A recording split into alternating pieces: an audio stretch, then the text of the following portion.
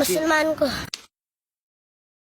19 जनवरी 1990 आधी रात को अचानक से पूरे कश्मीर की लाइट चली जाती है, केवल मस्जिदों को छोड़कर। तभी उन मस्जिदों से ऐलान होता है कि ये कश्मीर हम मुसलमानों का है और मुसलमानों की इस धरती से इन कश्मीरी पंडितों का नामो निशान गायब कर दो।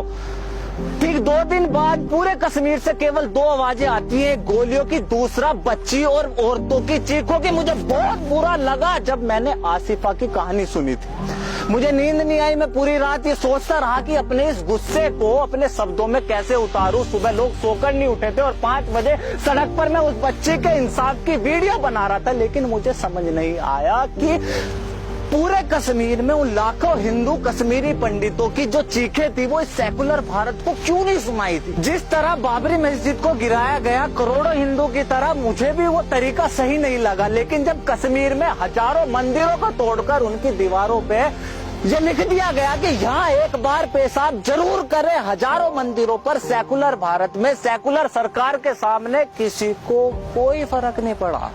सरकारें नाम बदल रही थी और हम सरकार को गाली दे रहे थे। जब ताजमहल की बात हुई तो समझ नहीं आया क्या चाहते, लेकिन भाई साहब यकीन करना भारी हो गया जब देश के 2500 गांवों का नाम बदलकर उन्हें एक इस्लामिक नाम दिया गया। उस ताजमहल के लिए लड़ रहा था जिसे बनाने के बाद कटने वाले 20,000 हाथ हिंदुओं के, तो उस औरंगजेब ने जिसे हिंदू और सिखों के खून के नदी बहा दी। किसी को क्यों फर्क नहीं पड़ा जब आजाद भारत की रोडों का नाम एक ऐसे इंसान के नाम पर रखा गया। भगवान कसम, ये आज नागरिकता कानून आया तो पता चला ये भारत सेकुलर देश है।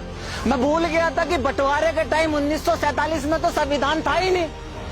ये हिंदू ही भाई थे जिन्होंने कहा था कि मुसलमान भी हमारे भाई है, जो इस देश में रहना चाहता है वो रह सकता है। आज उसी हिंदू से ये पूछा जा रहा है, भाई साहब ये हिंदुस्तान का तेरे बाप का है। पहले बाबर, फिर हुमायूं, फिर अकबर, जहांगीर, शाहजहां, औरंगजेब, उसके बाद अंग्रेज, उसके बाद बंटवारा, उसके बाद इन राजनीतिक पार्टियों की 70 साल की नीतियों ने इस देश के हिंदुओं के चुत्तड़ मारने के अलावा और कुछ नहीं करा। और अब मुझे कोई ये समझाएगा कि इस CAA और NRC में किसी भी हिंदू का क्या लेना देना है। सबसे पहले तो बहन का टोपा, ये नागरिकता कानून है क्या? मुसलमानों को छोड़कर बंटवारे के समय पाकिस्तान, अफगानिस्तान और बाद में बांग्लादेश में भारत का जो भी नागरिक रह गया था, बाद में प्रताड़ित हुए, जान बचाकर भारत वापस आ गए। आज 70 साल बाद उसे भारत की नागरिकता दी जा रही है। चूंकि इन 3 देशों में भारत के मुसलमान नहीं रहते, इसलिए इस कानून से मुसलमानों को बाहर रखा गया है। लेकिन सवाल ये है कि सरकार CAA कानून ला क्यों रही है? वेस्ट की दुनिया मुसलमानों को एक रेडिकल इस्लाम और आतंकवाद की नजर से देखती है, लेकिन केवल एक भारत का ही मुसलमान ऐसा है जिसे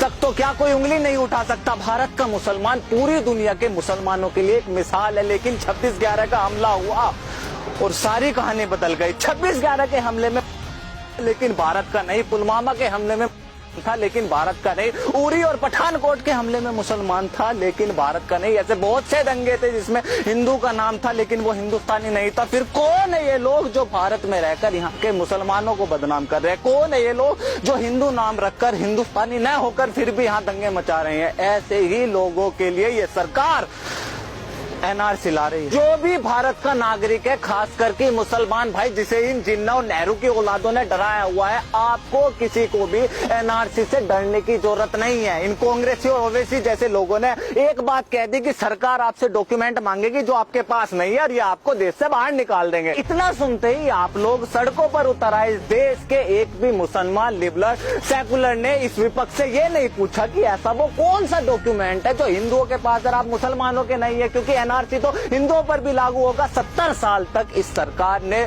गरीबी हटाओ, देश बचाओ का नारा दिया। 70 साल तक अपने आप को एक मुसलमानों की सरकार बताई और आज 70 साल बाद यही सरकार मुसलमानों कह रही है कि आप पे एक ऐसा दस्तावेज नहीं है जो आप अपनी नागरिकता साबित कर दो। ऐसे पाखंडी घुसपैठी सरकारों पर आप सड़क पर आ रहे हैं। मुझे पता है ये गुस्सा बहुत सारी चीजों का है। गरीब को घर घर में बिजली, चूल्हे की जगह सिलेंडर, सभी को बैंक खाते, गांव में सुविधा, व्यापारियों को GST, किसानों को सब्सिडी और देश को सही मायने में कश्मीर। मुझे पता है गुस्सा किन चीजों का है। सबसे पहले तो CAA इस देश के किसी भी मुसलमान की नागरिकता नहीं छीनता। दूसरा, हर देश का अपने एक रजिस्टर होता है जिसमें उस देश के नागरिकों के नाम होते हैं। उस रजिस्टर को देश का NRC रजिस्टर बोलते हैं। NRC केवल मुसलमानों के लिए नहीं बल्कि देश के हर एक नागरिक के लिए। तीसरा, अभी सरकार ने इस देश में एनआरसी लागू नहीं किया, कौन से दस्तावेज लिए जाएंगे, कितने साल पुराने होंगे, लाइन लगेगी या नहीं लगेगी, कितना खर्च आएगा, अभी तो सरकार ने इन सब चीजों का जिक्र ही नहीं करा। जो चीज अभी आई नहीं, लागू नहीं हुई, दिशा निर्देश नहीं मिले, उस चीज के लिए पिछले 10 दिन से इस पूरे देश में हंगामा हो रहा है। और वजह, हिंदू राष्ट्र बना रहे हैं, मुसलमान को बाहर निकाल रहे हैं। निकलेगा, भारत में आया हुआ हर एक घुसपैठी निकलेगा। अगर कोई भारतीय लाइन में लगा तो वो इसलिए नहीं कि वो नागरिकता साबित करेगा, बल्कि हमारे बीच चलते फिरते ये भारी आतंकवाद को बाहर निकालने के लिए लाइन में लगेगा।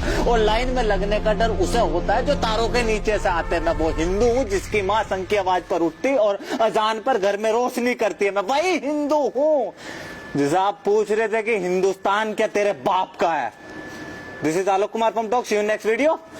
जय हिंद।